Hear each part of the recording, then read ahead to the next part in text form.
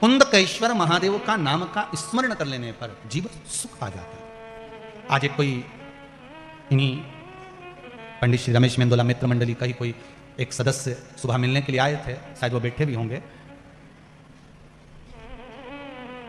वो जांच की रिपोर्ट लेकर आए थे, उनकी कुछ परेशानियां थी। कहीं बैठे हो तो हाथ जरूर हिलाना भाई हो। तो मस्तक पर उनके बिंदी लगी हुई थी और उन्होंने कहा गुरुदेव, डॉक्टर ने इतनी सारी बीमारियां बता दी थी और बहुत घर के लोग टेंशन में आ गए थे, पर मेरे घर के माता जी ने कुछ उपाय भगवान शंकर के कुंदकेश्वर महादेव के करे और कहा 3-4 दिन से कथा सुन रहे हैं ना, और गुरुजी बोल रहे हैं कि 3 महीने में रिजल्ट आएगा। अगर मैंने दिल से शिव महापुराण की कथा सुनी है तो तू आज जांच करा के आ। सारी जांच भगवान शंकर के भरोसे पर आई। वो अगर कथा में बैठे हो तो जरूर हाथ हिलाना भाइयों। तो उन्होंने रिपोर्ट निकाली और उस रिपोर्ट को दिखाया कि गुरुजी ये सारी रिपोर्ट है। डॉक्टरों ने कह दिया था पहले जब रिपोर्ट जांच करी थी कि ऐसा ऐसा बीमारी है, ऐसा ऐसा रोग है और ये चीजें। और जैसे ही शिव महापुराण की कथा सुनने के बाद मेरी माता के कहने पर मैंने जांच कराई, सब रिपोर्ट अच्छी आ गई, कुछ भी इसमें प्रॉब्लम नहीं, कुछ भी नहीं।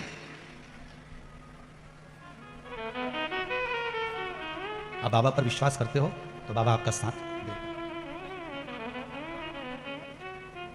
शिव कृपा करता है, ऐसा हो नहीं सकता कि शंकर कृपा ना करे अगर आपका विश्वास प्रबल है। जिस समय कहीं अटक रहे हो, बहुत हम तो यहां तक कहेंगे कि कोई बहुत बड़ी समस्या, बहुत बड़ी प्रॉब्लम सामने आकर खड़ी हो गई है, तो कुंदकेश्वर महादेव के नाम से 1 लोटा पानी, उसमें एक सफेद पुष्प डालकर शंकर को समर्पित कर दो, या सफेद फूल शिव जी को चढ़ा दीजिए और उस पानी को भगवान शंकर पर समर्पित कर दीजिए महाराज। और उसके बाद आप आगे बढ़ जाइए, फिर कोई डरने की जरूरत नहीं होगी, शिव उसको संभाल लेगा। कुंदकेश्वर महादेव से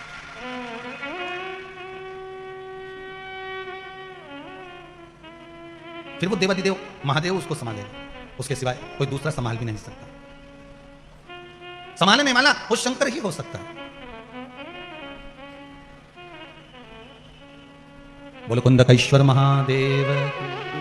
भगवान कुंदकेश्वर महादेव के रूप में विराजमान हो गए। एक बार भगवान शंकर माता पार्वती को लेकर काशी घूमने के लिए गए, और काशी घूमने के लिए गए तब माता पार्वती जी ने भगवान शिव से कहा, भोलेनाथ आप मेरे साथ इस काशी में विराजमान होइए। शंकर पार्वती काशी में विराजमान होने के लिए बैठे ही थे, इतने में भगवान शंकर को याद किया गया तो शिव जी वैकुंठ के लिए भगवान विष्णु से मिलने के लिए चले गए। माता पार्वती के नैनों में जल भर गया, आप हमारे साथ आए हो, भ्रमण करने के लिए आए हो और आप हमें अकेला छोड़कर जा रहे हो। शंकर भगवान ने कहा, चिंता मत कर पार्वती, सामने अशोक का वृक्ष है, इस अशोक के वृक्ष से जो तू मांगेगी तुझे प्राप्त हो जाएगा, तेरा एकांत समाप्त हो जाएगा। माता पार्वती जी ने अशोक के वृक्ष से एक कन्या को प्रकट करा, आवाज देकर माता पार्वती जी ने आवाज लगाई, कन्या को प्रकट करा। जैसे ही वो अशोक के वृक्ष से कन्या बाहर निकल कर आई, माता पार्वती के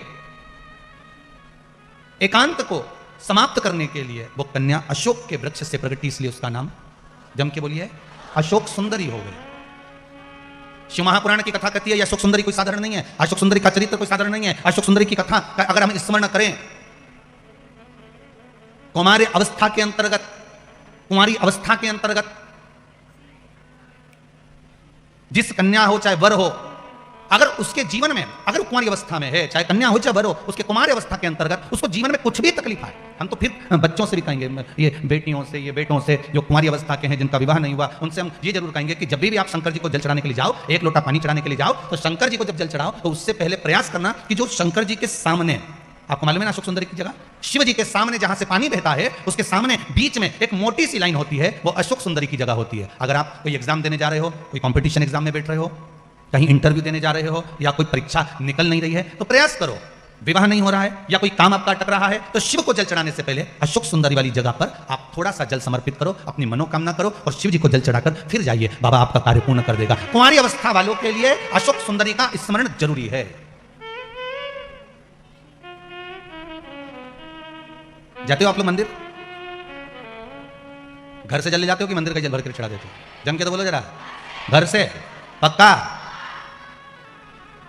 सही है, तो फिर मतलब धीरे धीरे तुम सुधर गए, ये तो पक्का हो गया। और होना चाहिए, या तो सुधर जाओ नहीं तो सिधर जाओ, सीधी सीधी बात हो। थोड़ा थोड़ा तो सुधरो रे, इतनी कथा हो रही है, इतनी कथा इतनी कथा इतनी कथा, जहां देखो कथा ही कथा, कथा ही कथा, तो कथा में से कुछ तो ग्रहण करो, नहीं तो मालूम पड़े यहां से सुनी, यहां से निकाल दी, बच्ची कुछ थी तो कपड़ा में से झटकार दी, घर पहुंचे, घर वालों ने पूछा क्या लेके आई, पूरी सब्जी, ये लो तुरंत।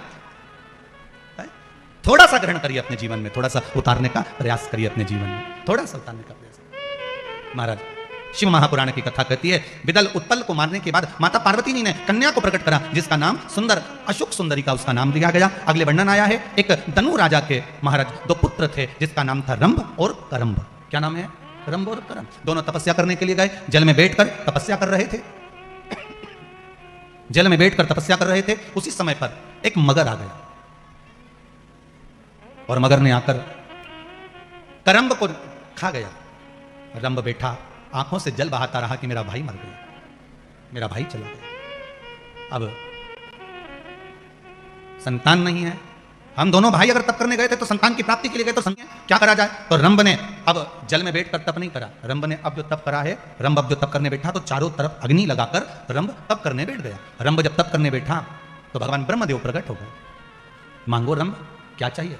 रंभ ने कहा, महाराज जी हमारे घर में संतान नहीं, औलाद नहीं, हमारे घर में संतान नहीं है, औलाद नहीं है, कृपा करिए। ब्रह्मदेव ने कहा, सुनो रंभ, तपस्या करने के बाद जब तुम उठकर जाओगे, जिसको भी प्रेम से देख लोगे, जिस पर भी तुम्हारी प्रेम से दृष्टि पड़ जाएगी, जिसको भी तुम स्नेह से देख लोगे, उसी से तुम्हारी औलाद हो जाएगी, उसी से तुम्हारी संतान हो जाएगी। रंभ उठकर तप कर जैसे ही निकल कर जा रहा था, सामने से एक महिष निकल कर जा रही थी, एक भैंस निकल कर जा रही थी, और रंभ ने उस भैंस को प्रेम से देख लिया। केवल एक महिष, एक भैंस निकल कर जा रही है और उसको रंभ प्रेम से देख लेते हैं। रंभ ने जैसे ही उस भैंस को प्रेम से देखा, भैंस का गर्भ ठहर गया, क्योंकि वर था, जिसको भी प्रेम से देखेगा उससे संतान प्रकट हो जाएगा, गर्भ ठहर गया।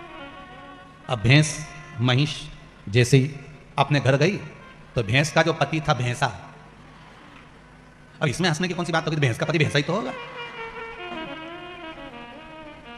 तो जो भैंस का पति था भैंसा, उसको लगा कि मेरी पत्नी गर्भवती कैसे हो गई। उसने ध्यान लगाकर देखा तो मालूम पड़ा कि इसके गर्भ में रंभ की संतान। क्रोध आ गया, भैंसा दौड़ते हुए गया और जाते से रंभ को उसने समाप्त कर दिया, सींगों से, पांव से, खुर से दबा दबा कर रंभ के प्राणों को हर लिया। रंभ मर गया। नगर के लोगों ने उसका अंतिम संस्कार करने के लिए चिता जमाई और चिता पर उस रंभ को सुलाया। जैसे ही चिता पर रंभ को सुलाया, अंतिम संस्कार करने के लिए सुलाया था, इतने में भैंस को मालूम पड़ा कि जिसका गर्भ मेरे इस उदर में है वो मर चुका है और उसकी संतान मेरे उदर में है। अगर उसकी संतान मेरे उदर में है तो वो मेरा पति कहलाएगा, और अगर पति कहलाया तो मैं उसके साथ में सती हो जाती हूं, मैं उसके साथ सती हो जाती हूं। और भैंस महिष भागी, वो महिष वो भैंस भागी, और जैसे ही भैंस भागी और भागते भागते वो महिष जलती हुई चिता में कूद गई। जैसे ही जलती हुई चिता में वो भैंस कूदी है, कूदते से ही उसी समय भैंस के गर्भ से, महिष के गर्भ से एक बेटे ने जन्म लिया, जिसका नाम महिषासुर हो गया। क्या नाम पड़ा? महिषासुर। उस भैंस के गर्भ से बेटे ने जन्म लिया, जिसका नाम महिषासुर हो गया। वो महिषासुर ब्रह्मा जी का तप करने लगा, ब्रह्मदेव का तप किया। ब्रह्मा जी ने कहा, मांगो, तुम्हें क्या चाहिए? उसने कहा, महाराज अगर मुझे देना चाहते हो तो वर दे दो कि मेरे प्राण ना छूटे, मैं कभी मरूं ना, मेरा प्राण कभी नहीं जाना चाहिए। ब्रह्मा जी ने कहा, ऐसा हो नहीं सकता, मरना तो पड़ेगा। पहले भी कथा में आज फिर कहते हैं, बादाम खाओगे तो भी मरोगे, नहीं खाओगे तो भी मरोगे, रोटी खाओगे तो भी मरोगे, नहीं खाओगे तो भी मरोगे, मरना तो निश्चित है। कोई तुमसे कह दे कि मैं तुम्हें मरने ही नहीं दूंगा, तो फिर उसको हमसे भी मिला देना एक बार, हो कि मरने ही नहीं दूंगा, चाहे कुछ भी हो जाए, मरना तो, मृत्यु तो निश्चित। महाराज आया है सो जाए, जो आया है सो जाए। अब रंभ चले गया, महिषासुर से कहा, मांगो, कुछ मांगना हो तो कुछ मांग लीजिए महाराज, अगर आप देना चाहते हो। महिषासुर कह रहे हैं कि या तो मेरा प्राण ना छूटे, और अगर आप देना ही चाहते हो तो इतना दे दीजिए, मुझे एक वर प्रदान कर दो, अगर मरूं तो स्त्री के हाथ से मरूं, नारी के हाथ से मरूं। ब्रह्मा जी ने कहा, तथास्तु। ब्रह्मदेव ने तथास्तु कह दिया। समय आया, शिव महापुराण की कथा कहती है, बहुत बहुत प्रयास करा गया महिषासुर को मारने का, पर महिषासुर आखिरी में देवता परेशान हो गए, और देवता परेशान होकर सीधे भगवान शिव जी के पास में भगवान विष्णु गए और भगवान शंकर से जाकर कहा, भोलेनाथ कुछ कृपा करिए। शंकर जी ने पूछा, क्या कृपा करना है बताइए? महिषासुर को मारना है। शंकर भगवान बोले, उसको तो स्त्री मारेगी, उसको तो केवल नारी मार सकती है, नारी के सिवा कोई नहीं मार सकता। अच्छा, स्त्री में, नारी में क्या बल होता है, यह केवल इंदौर वालों को ज्ञात होना चाहिए कि मां अहिल्याबाई होलकर अकेली रहकर पूरे मालवा क्षेत्र पर राज्य करती थी एक तरफा। कौन? मां अहिल्याबाई। नारी तत्व क्या है?